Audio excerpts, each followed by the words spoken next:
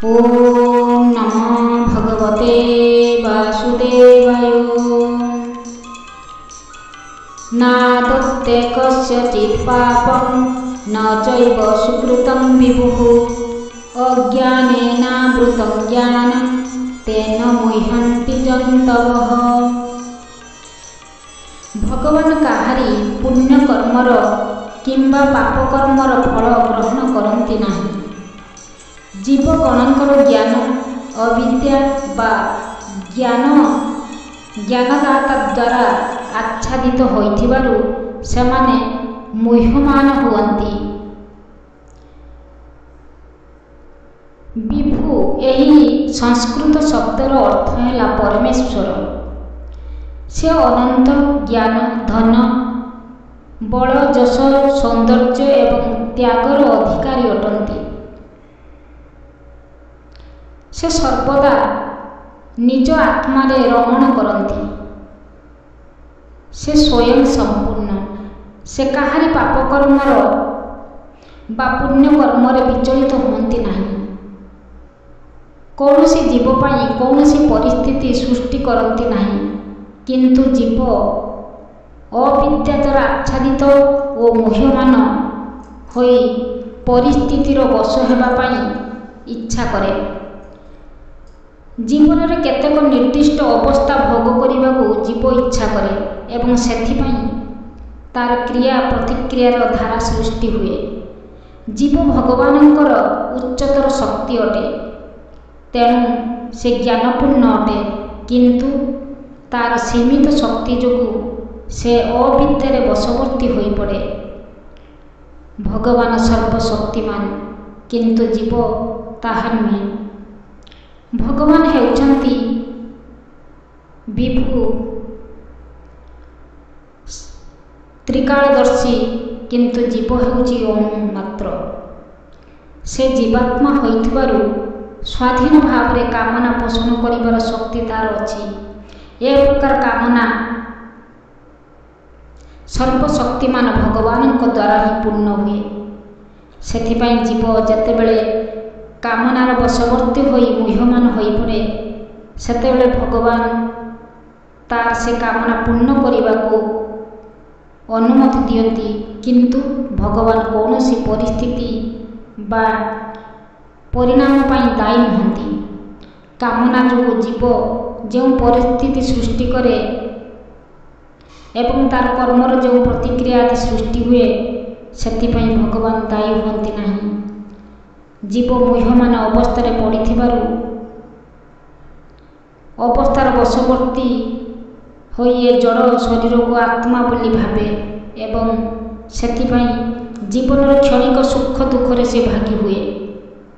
भगवान परमात्मा रूपरे बराबर जीवात्मा साथी रे अछंती एवं सेथिपाई से जीवन कामना को बुझी पारंती। जेपरि व्यक्ति फूल निकट रहिले फूलर बासना को से बारी पारंती, सेहीपरि भगवान जीवात्मा निकटरे बराबर परमात्मा रूपरे रहिथिबारु जीव कौन चाहुची ताहा से जानी पारंती। कामना जीवर बंधनर एक सूक्ष्म रूप अटे। जीवर योग्यता अनुजाई भगवान तार कामना पूर्ण करिथांती। मनीष कामना करे, किंतु भगवान ताहा पूर्ण करती। तेणु जीव कामना चरितार्थ करने दिगरे सर्वशक्तिमान हुए। अवश्य भगवान समस्त प्रकार कामना परिपूर्ण करिपारंती, किंतु भगवान समस्तଙ୍କ प्रति समान भावापूर्ण होइथिबारु से काहारी स्वाधीन चिंतार हस्तक्षेप करती नहीं। अणु चैतन्य स्वाधीन जीवात्मार स्वाधीन कामना पोषण रे से हस्तक्षेप करती नहीं, किंतु जेतेबेले जीव कृष्ण प्राप्ति इच्छा करे सेतेबेले भगवान तार स्वतंत्र जत्न नियंती एवं व्यक्ति को से प्रकार कामना पोषण करने को एपरि प्रोत्साहन दियंती जेपरिकी से तांको पाइपारिबो एवं शाश्वत शांति लाभ करिपारिबो।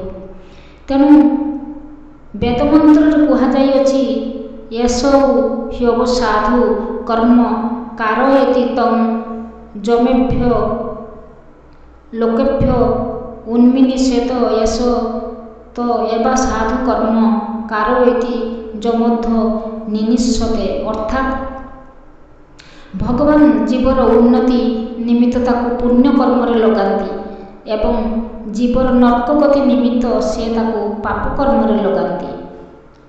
ଜୀବ ତାର ସୁଖ ଦୁଃଖରେ ସମ୍ପୂର୍ଣ୍ଣ ରୂପେ ନିର୍ଭରଶୀଳ ଅଟେ।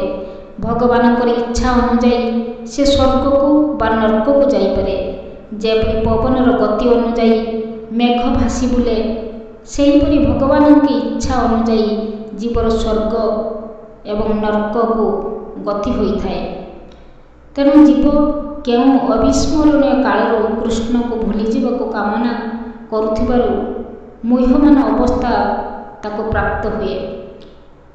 ପରିଣାମତଃ ସେ ଯଦିଓ ଶାଶ୍ୱତ ଭାବେ ଆନନ୍ଦମୟ ଏବଂ ଚେତନଶୀଳ ଅଟେ, ତଥାପି ତାର ସୀମିତ ଶକ୍ତି ଯୋଗୁଁ ସେ ତାର ସ୍ୱରୂପ ସ୍ଥିତିକୁ ଭୁଲିଯାଏ ଏବଂ ସେଥିଯୋଗୁଁ ସେ ଅବିଦ୍ୟାରେ ବଶବର୍ତ୍ତୀ ହୋଇପଡ଼େ।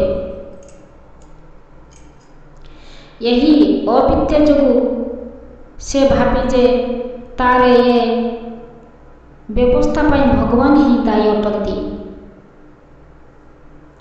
ତେଣୁ ଭଗବାନ ହିଁ ବାସ୍ତବରେ କାହାରିକୁ ଆଦର କରନ୍ତି ନାହିଁ କିମ୍ବା ଘୃଣା କରନ୍ତି ନାହିଁ ମଧ୍ୟ, କିନ୍ତୁ ସେ ବାହାରକୁ ସେପରି ହିଁ ଜଣାପଡ଼ନ୍ତି। ଜୀବ ଭଗବାନଙ୍କ ସହ ଗୁଣରେ ସମାନ, ଏହା ଜଡ଼ ପଦାର୍ଥଠାରୁ ଭିନ୍ନ। ଜୀବଶକ୍ତି ଭଗବାନଙ୍କର ଏକ ଶକ୍ତି ଅଟେ। ଏହା ଭଗବାନଙ୍କର ଭୌତିକ ଶକ୍ତିଠାରୁ ଭିନ୍ନ। ଭୌତିକ ଶକ୍ତି ନିଚତର ଶକ୍ତି ଅଟେ, କିନ୍ତୁ କୌଣସି କାରଣବଶତଃ ଜୀବ ଯେଉଁ ଅବିସ୍ମରଣୀୟ କାଳରୁ ଭୂତ ପ୍ରକୃତିର ସଂସ୍ପର୍ଶରେ ଆସିଯାଇଛି, ସେ ବର୍ତ୍ତମାନ ଯେଉଁ ଭୌତିକ ଜଡ଼ ଶରୀର, ଏକ ଅସ୍ଥାୟୀ ଶରୀର ଲାଭ କରିଛି, ତାହା ତାହାର ଗତ କର୍ମର ପ୍ରତିକ୍ରିୟା ଅଟେ। ସେହି ପ୍ରତିକ୍ରିୟା ସ୍ୱରୂପ ସେ ଏ ଶରୀରକୁ ଲାଭ କରିଛି। ଏ ପ୍ରକାର ଏକ ବଦ୍ଧ ପରିବେଶ ଭିତରେ ରହି ସେ କର୍ମଫଳ ଭୋଗ କରୁଛି। ସେ ଅବିଦ୍ୟାରେ ବଶବର୍ତ୍ତୀ ହୋଇ ନିଜକୁ ଏ ଜଡ଼ ଶରୀର ବୋଲି ଭାବି ଶାରୀରିକ କର୍ମର ପ୍ରତିଫଳ ଭୋଗୁଛି। କେଉଁ ଅବିସ୍ମରଣୀୟ କାଳରୁ ସେ ଏ ଅବିଦ୍ୟାରେ ବଶବର୍ତ୍ତୀ ହୋଇଛି, ସେଇଥି ଯୋଗୁଁ ସେ ଶାରୀରିକ ଦୁଃଖ ଯନ୍ତ୍ରଣା ଭୋଗ କରୁଛି। ଯେତେବେଳେ ଜୀବ ଶାରୀରିକ କ୍ରିୟାକୁ ଅଲଗା ହୋଇଯାଏ, ସେତେବେଳେ ସେ ଶାରୀରିକ କର୍ମର ପ୍ରକ୍ରିୟାରୁ ମୁକ୍ତ ହୋଇଯାଏ। ଯେ ପର୍ଯ୍ୟନ୍ତ ସେ ଏ ଶରୀର ରୂପକ ନଗରରେ ଅଛି, ସେ ପର୍ଯ୍ୟନ୍ତ ସେ ଏହାର ମାଲିକ ବୋଲି ପ୍ରତିଭାତ ହେଉଛି, କିନ୍ତୁ ବାସ୍ତବରେ ସେ ଏହାର ମାଲିକ ନୁହେଁ। ସେ କେବଳ ଏ ଭବ ସାଗରରେ ଜୀବନ ସଂଗ୍ରାମରେ ରତ ଅଛି। ଏ ଭବ ସାଗରର ଉତ୍ତାଳ ତରଙ୍ଗମାଳା ତାକୁ ସମୁଦ୍ରରେ ଉଠାଉଛନ୍ତି ଓ ପକାଉଛନ୍ତି। ଦିବ୍ୟ କୃଷ୍ଣ ଚେତନା ବଳରେ ସେ ଭବସାଗରରୁ ଉଦ୍ଧାର ହେବା ହିଁ ତାର ଏକମାତ୍ର ଉପାୟ। ଏହି କୃଷ୍ଣ ଚେତନା ହିଁ ତାକୁ ସମସ୍ତ ଦୁଃଖ ଦୁର୍ବିପାକରୁ ରକ୍ଷା କରିପାରିବ।